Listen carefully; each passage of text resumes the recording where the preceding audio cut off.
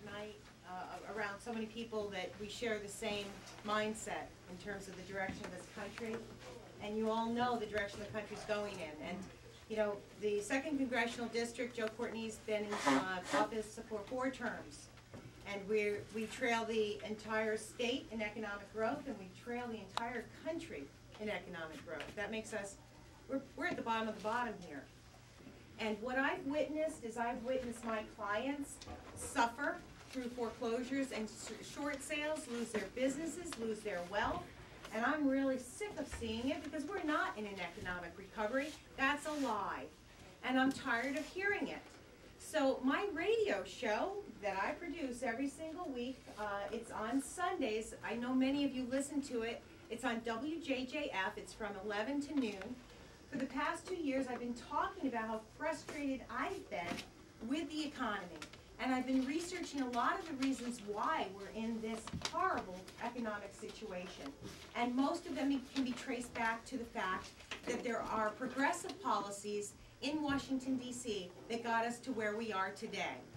And these progressive policies are focused on a couple of things. Housing, for one, that's my area of expertise. Housing, they decided that everyone who breathes should be able to be a homeowner. And they force banks into lending money to people who should never have purchased a house because they know there's something really wrong with social engineering. That's what we're facing as a country right now. In Washington, D.C., we have people that are supposed to be paying attention to our laws, and they're not. Our Constitution, not just the Second Amendment, all of our constitutional rights are under attack in this country right now. And there are people that are trying to stop that. However, Courtney is not one of them. He does not want Obama to have to follow our laws. He does not want our country to be the country that we grew up in. He wants the change that Obama administration has brought to our country. And that change, unfortunately, that change has created a situation where we don't know who's in charge. We have an increasingly autocratic government and that is spying on our citizens, our freedoms between a doctor and a patient, our choices between being able to go into a small bank or pick the mortgage that you want, our choices in schools. All of our choices, all of our freedoms are being taken away from us right now. That's why I'm going to Washington, D.C. We have to stop it. 2014, it is critical. Critical. We can't wait till 2016. It has to be done in November of this year.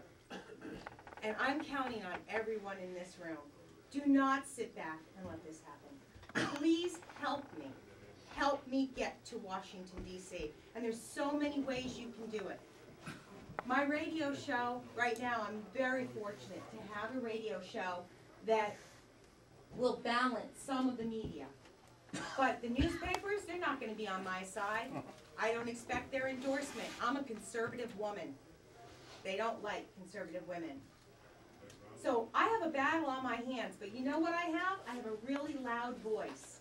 And I'm not afraid. Okay? You want to clap? You clap. I want you guys, I would love you to be motivated. I'm going across this state in 64 towns and cities in the 2nd Congressional District. 64 towns and cities. I have to hit them all. And you know what? I've sold all my jewelry. I'm investing every penny I have into doing this. And I need your support because it's extremely important that the Republican Party at the convention in May choose a candidate that is not milquetoast.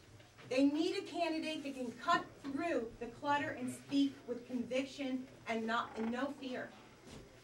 Why are we afraid to speak in this country? Are we afraid, or are we going to stand up and make a difference? I can't do it alone, guys. I need your help. I need your backing. I have a few questions, if you don't mind. I've got a question. Sure. Would you accept the donation? Absolutely.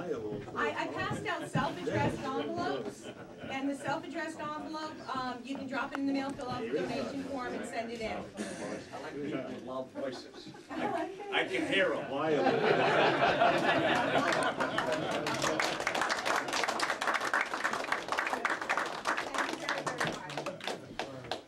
Hard questions. I want the hardest ones you can think of. What day did you say you're on WJJF? My show is on from 11 to noon every Sunday on 94.9 FM. And it reaches 3 states, so 94.9. I was on Lee Elsie's show this morning. The station, well, that's what I was going to say. You know, the newspapers might not be on our side, but we've got a radio station that is, and it reaches on Sunday.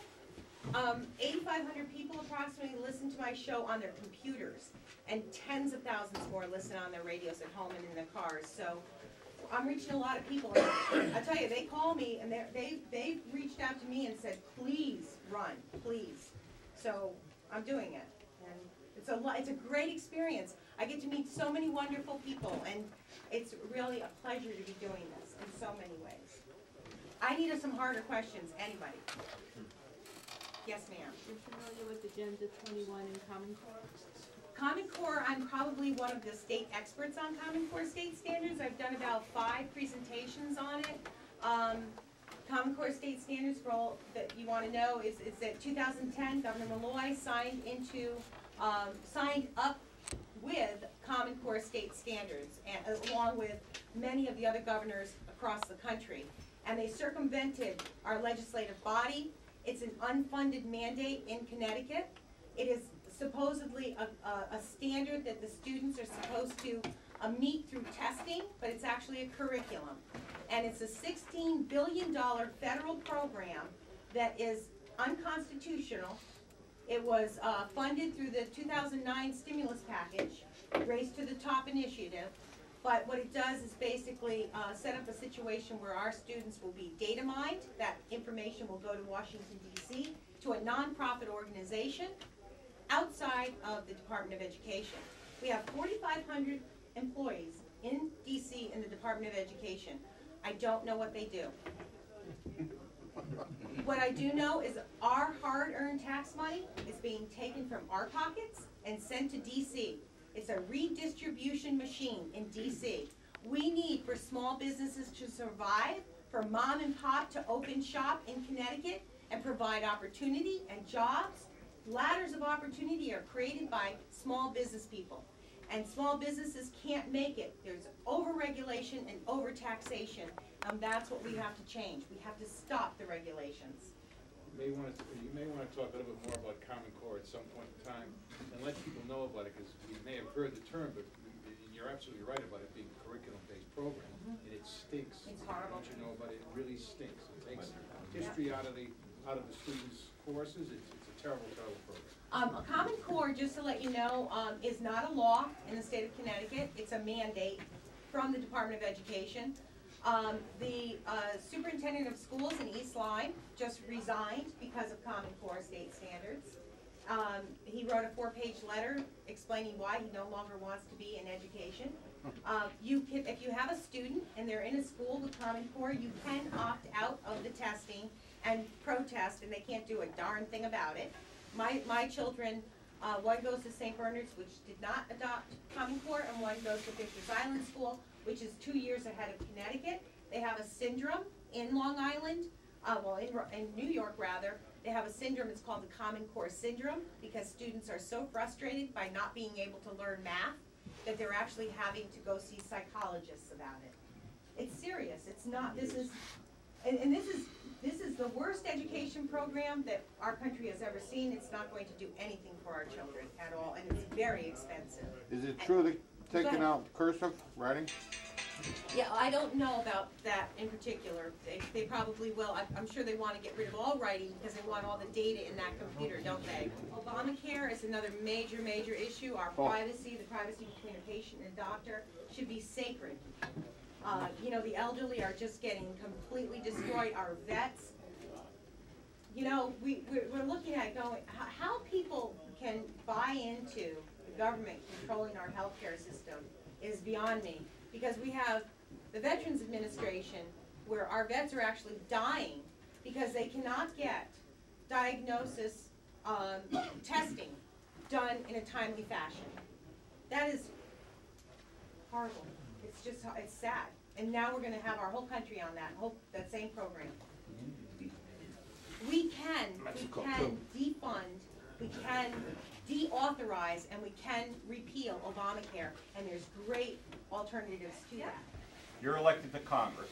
Yes. What committee in Congress would you want to sit on? Okay, well, I've thought a lot about that recently, and I'm glad you asked that question, and I didn't plan it, but I've been thinking about that all day today, just to let you know. All right, one of the shows I did about, a year and a half ago. This is when I did this show after that storm, because we were out of power for 7 days. And we had a generator, thank God, right? So after 5 days, I was not a happy person anymore. And I was like, this really stinks. And we had heat. And I can't imagine the suffering the people that did not have heat went through. I can't imagine. It was just amazing to me. And then I'm thinking, what happened if the lights didn't come back on? And I started researching our electric grid. Our electric grid. So I did a show right after Sandy. And I believe Judge Janine just did a show like last month on it. And now it's starting to come to the attention of the public. But our electric grid is one of the most important security risk we have as a country. The single most important security risk we have as a country is the electric grid. Who's talking about it? You hear Obama talking about the electric grid? Massive destruction and loss of life if the electric grid goes down. California, 2 months ago, there was a terrorist attack on components of the electric grid. And somebody went in there and shot up some of the transformers. That was a test. That was terrorism, and it was a test. I'm not doing this to scare you, okay? This is not about being a fear tactic. It's the truth. It's a fact. And we're worried about global warming. I'm not disputing that global warming doesn't exist. But let's take a list of priorities. Global warming or massive destruction and death. And nobody's talking about it. This is insane. So what I'd like to do is I'd like to serve on the Energy Commission, and I'd love to serve on national security if I could. But of course, when you go to DC, they decide where you are allowed to serve and where you aren't. But that is very near and dear to my heart. Small businesses, very important to job opportunities in our country. Education is important to me, but those would be my top three, actually. You're welcome. No golf for you. I don't golf, Good. but I'm learning to shoot pretty well. I'm getting a lot of help at the Niantic Sportsman's Club, so I'm pretty thrilled about that. Thank you so much for all of your time. I really greatly appreciate it. If you have, thank you.